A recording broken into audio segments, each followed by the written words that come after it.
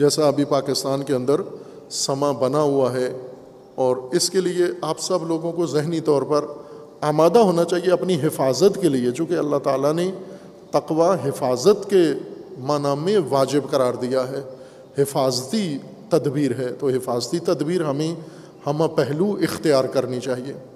وہ ملکی حالات اس طرح کے ہیں کہ ملک کو ایک بلوے اور فتنے کی طرف دھکیلا جا رہا ہے، اور فتنہ جب بھی پاکستان میں یا دنیا میں کھڑا کیا جاتا ہے شیعوں سے آغاز کیا جاتا ہے، چونکہ یہاں سے بے دفاع قوم ہے اور منتشر قوم ہیں، ضعیف تو نہیں ہیں، زیادہ ہیں، قوی ہیں، سب کچھ کر سکتے ہیں، لیکن انتشار نے ان کو فشل کر دیا ہے۔ جس طرح قرآن کا فرمان ہے کہ لا تنازعوا فتفشلوا، نزاع مت کرو، آپس میں الجھو مت ورنہ فشل ہو جاؤ گے، کمزور ہو جاؤ گے، فتفشلوا وتذهب ريحكم، تمہاری حیثیت، شخصیت، آبرو، عزت، وزن سب کچھ نابود ہو جائے گا، ہوا ہو جائے گا، اور وہ ہوا ہے۔ شیعہ پاکستان میں اپنی عزت آبرو خود گنوا بیٹھے ہیں، ہر کام سے، سیاست کی اور کمزور کیا، انتشار، فتنہ، کسی سے پیچھے ہٹتے نہیں ہیں، سنتے نہیں ہیں۔ اس وجہ سے دشمنوں کے لیے آسان ہدف اور آسان ٹارگٹ سمجھ لاتے ہیں۔ کسی نے سیاسی حالات بگاڑنے ہیں، شیعہ سے آغاز کرتا ہے، کسی نے ملکی نظام خراب کرنا ہے، شیعہ سے شروع کرتا ہے، کسی نے امنیت پاکستان کی خراب کرنی ہے، آغاز شیعہ سے کرنا ہے، ہندوستان کوئی منصوبہ پاکستان کے لیے بناتا ہے، وہ شیعوں کے لیے گروہ تیار کرتا ہے۔ یہ جتنے بھی دہشت گرد گروہ، متجاوز گروہ بنے ہیں، یہ سب کے سب عربوں کی مدد سے بنے ہیں، امریکہ یورپ کی مدد سے بنے ہیں، اور اس وقت شدید خطرہ ہے موجودہ صورتحال میں، جب باقاعدہ سیاسی فرقہ، نفرت انگیز سیاسی فرقہ وجود میں آ چکا ہے، اور وہ باقاعدہ ایک فرقے کے طور پر آشوب اور بلوے کی طرف مملکت کو دھکیل رہے ہیں، قوم کو۔ ایسے میں سب سے زیادہ ہوشیاری شیعہ کو دکھانی ہے، اپنے مراکز کی، اپنے نظام کی، اپنی جان و مال کی حفاظت آپ لوگوں نے خود کرنی ہے، ان بلووں کے ذریعے سے کہیں خود آپ کود نہ جائیں ان کے اندر۔ اور اگر حفاظتی تدبیریں کرتے ہیں، مثلاً آپ کسی امام بارگاہ میں مجلس میں جاتے ہیں، وہاں آپ کی تلاشی لی جاتی ہے، تو برا نہ مانیں۔ ایک یہ بھی ہمارے ہاں ذہنیت ہے کہ اگر حفاظتی کوئی کام کیا جائے تو فوراً مثلا دوسری جگہوں پر پولیس سارا دن کان پکڑوا کے رکھے، انہیں کوئی برا نہیں لگتا۔ باقی سرکاری اداروں میں جائیں، دھوپ پہ باہر بٹھا کے رکھیں، ان کو برا نہیں لگتا۔ اسپتالوں میں ان کی جتنی توہین کی جائے کوئی برا نہیں لگتا۔ اسی طرح ہر جگہ پر، دکانوں میں، بازاروں میں، ہر جو درگت بنے ہماری، ٹھیک ہے، وہ تو حق بنتا ہے ہمارے ساتھ ایسا ہی ہونا چاہیے، لیکن اپنی امام بارگاہ میں، اپنی مسجد میں، اپنے کسی مدرسے میں اگر ہمیں کسی نے ہاتھ بھی لگا دیا، ٹٹولا بھی، یا پوچھ لیا نام، توہین کر دی، میری حیثیت خراب کر دی، پتہ نہیں میں کون ہوں، خوب یہ نہ کریں۔ اپنی حفاظتی ذہنیت بنائیں، استحفاظی ذہنیت بنائیں، یعنی حفاظت کے لیے اپنے سارے سرمائے کو، مثلا یہ جامعہ ہے، اس کے اندر اتنی جمعیت ہے، یہاں پر یہ سب امانتیں ہیں ہمارے پاس، ان سب کی حفاظت ہمارا فریضہ و ذمہ ہے، واجب ہے۔ تو جب ملکی حالات میں بحران پیدا ہوتا ہے تو وہاں پر حفاظتی تدبیر سارے اختیار کریں۔ جو لاپرواہیاں کرتے رہے ہو پہلے، اب نہ کرو۔ جو لوگ جامعہ میں آتے ہیں عزت احترام کرو، لیکن حفاظت کا بھی خیال رکھو۔ غیر جو لوگ نہیں جانتے آپ ان کو سب جگہ نہ لے جاؤ، ان کو ایڈریس نہ دو، کون سا استاد کہاں بیٹھا ہوا ہے، یہ کام نہ کرو۔ یہ خود رہنمائی کرتے ہو دہشت گردی کی، آپ گائیڈ بن جاتے ہو بعض اوقات۔ جب ملکی حالات اس طرح کے ہیں تو پھر ہمیں اسی طرح ہوشیار ہو کے رہنا ہوگا۔ جس ملک میں، جس سرزمین میں دشمنیاں ہوں تو دشمنوں کے دوران اندر رہنے کے آداب ہوتے ہیں، وہ آداب اگر نظر انداز کر دیے جائیں پھر نقصان ہوتا ہے، تو یہ بھی اختیار کرنا ہے۔ وَاقْتُلُوهُمْ حَيْثُ ثَقِفْتُمُوهُمْ وَأَخْرِجُوهُمْ مِنْ حَيْثُ أَخْرَجُوكُمْ، ان کے ساتھ وہی رویہ اختیار کرو جو دشمن تمہارے ساتھ کر رہا ہے۔ جو دشمن کرتا ہے آپ کے ساتھ، آپ بالکل تول کے اتنا ہی اس کے ساتھ جواب دے دو، اس کو حساب پورا کرنا ہے آپ نے۔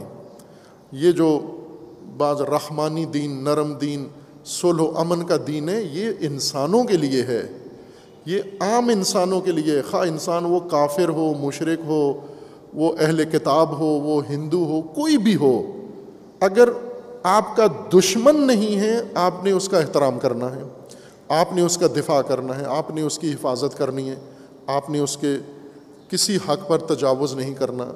لیکن اگر وہ دشمن ہے آپ کا تو پھر آپ کو اس کا حساب پورا کرنا ہوگا دشمن کا۔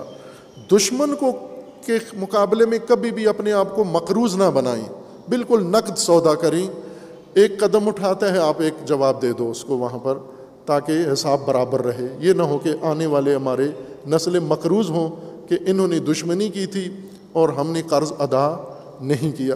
اور زیر تشیع پر تو بہت قرض بنتا ہے، تاریخ بھر کا پورا بنتا ہے، انہوں نے کوئی قرض چکایا نہیں ہے۔ اسی وجہ سے کہ ان کے اندر ایسے افراد پیدا ہوتے رہے ہیں جو انہیں تقیہ، چھپ جاؤ، بھاگ جاؤ، فرار کر جاؤ، دوسرے ملکوں میں چلے جاؤ، یہ نہیں کرنا۔ آپ نے دشمنی کے ماحول میں آداب دشمنی سیکھنے ہیں، قرآن سکھا رہا ہے، آپ خود سے نہ کریں۔ کوئی مولانا نہیں یہ حق رکھتا کہ دشمنی کے طریقے اور آداب اور قواعد خود وضع کرے، قرآن فرما رہا ہے وَاقْتُلُوهُمْ حَيْثُ ثَقِفْتُمُوهُمْ وَأَخْرِجُوهُمْ مِنْ حَيْثُ أَخْرَجُوكُمْ۔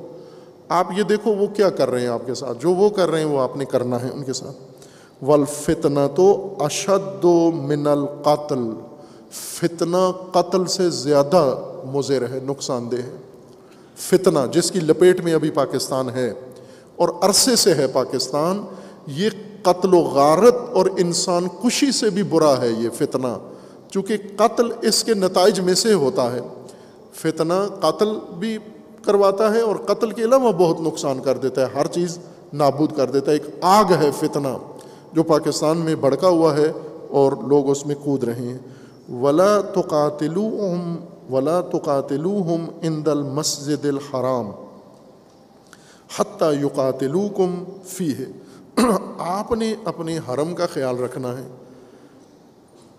دشمنی کے بہانے آپ نے اپنے حرم کی حرمت شکنی نہیں کرنی، مسجد الحرام میں آپ نے یہ کام نہیں کرنا۔ جب تک وہ آپ پر مسجد الحرام میں ہاتھ نہیں اٹھاتے، آپ نے کوئی ہاتھ نہیں اٹھانا ان کے اوپر۔ اگر وہ اٹھاتے ہیں فَإِن قَاتَلُوكُمْ فَاقْتُلُوهُمْ، اگر وہ مسجد الحرام میں یہ قدم اٹھاتے ہیں تو آپ نے مسجد الحرام میں ہی جواب دینا ہے ان کو۔ كَذَلِكَ جَزَاءُ الْكَافِرِينَ، یہ جو دشمن ہیں ان کی جزا، ان کا جواب یہی بنتا ہے، یہ دینا ہے آپ نے۔ یہ ایک عرصے کے بعد مسلمانوں کو یہ اجازت ملی کہ آپ اب یہ مقابلہ مبارزہ کرنا ضروری ہے اب آپ کے لیے۔ فَإِنِ انْتَهَوْا فَإِنَّ اللَّهَ غَفُورٌ رَحِيمٌ، اگر تو وہ باز آ جائیں، مشرکین، کفار، دشمنان دشمنی سے باز آ جائیں، توبہ کر لیں، اللہ انہیں بخش دے گا، معاف کر دے گا۔ وَقَاتِلُوهُمْ حَتَّى لَا تَكُونَ فِتْنَةٌ، اور ان کو ختم کرو، فتنہ نہ بنے۔